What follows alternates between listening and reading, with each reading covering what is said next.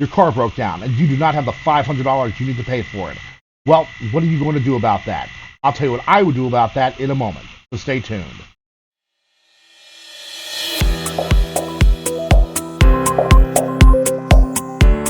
Welcome back. I'm coming to you from an undisclosed location. Let's just call it the doghouse. And I'm out here for a specific reason because I made a big mistake. But we'll get into that in a moment. First off, who am I? My name is Micah. I'm in the finance and banking industry for over 15 years. I was in the sales industry 10 years before that. You might say I know a little bit about money. Well, you know what else I know about? Owing money. Specifically $500. Fix my car that I just crashed and I don't have it. This may be a hypothetical situation, but I'm going to tell you how to get out of it. Specifically, there are 6 different ways to get out of it. We're going to go over each of those today. Now, let me tell you this first. 1/3 of Americans, according to a 2022 study by the Federal Reserve, would be in the same situation I'm in if I was actually in it. And that situation is you don't have $500 to pay for your car repair. So, what do people do in that situation? The first thing they might do is they might sell something. This may be a short-term fix, and you may regret the thing you sold and miss it very much, but at least you're not paying any interest. And that may solve your problem right away. But you may want to buy that thing back later, and that's going to be an extra expense.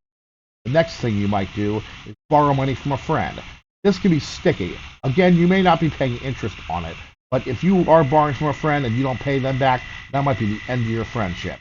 So I might not recommend that, but it depends on what kind of friends you have. The next type of thing is borrowing from a bank.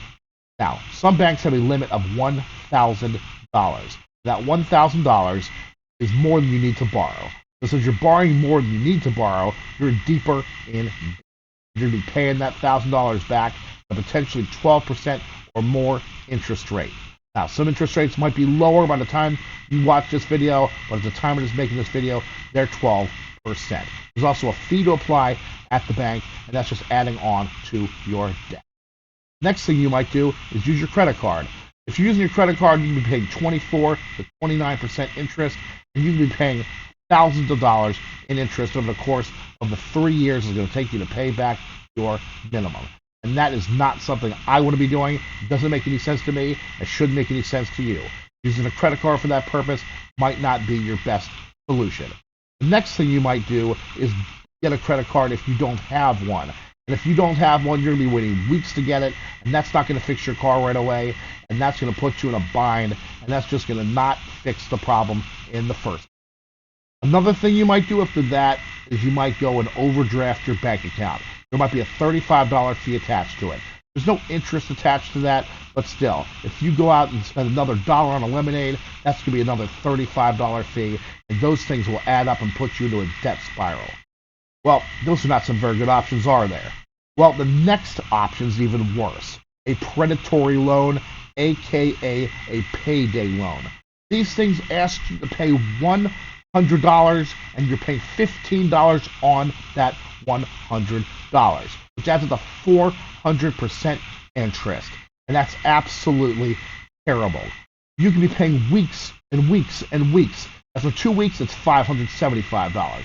2 weeks later, it's even more than that. And you don't want to keep paying in that debt spiral. You potentially might never get out of it. And that's why 1/3 of the states in America have outlawed those predatory loans. So what are you going to do? Well, if you prepared ahead, you'll have an emergency fund. That's right, an emergency fund. There's a lot of ways to have an emergency fund, and we'll get into that in a later video, but that would be the best thing to get out of the situation, and that's what I'm going to do. I'm going to dip into my emergency fund. I'm not going to sell something. I'm not going to borrow money from a friend, bank, or predatory loan. And I'm not going to overdraft my bank account. I'm prepared, and I'm going to use my emergency fund.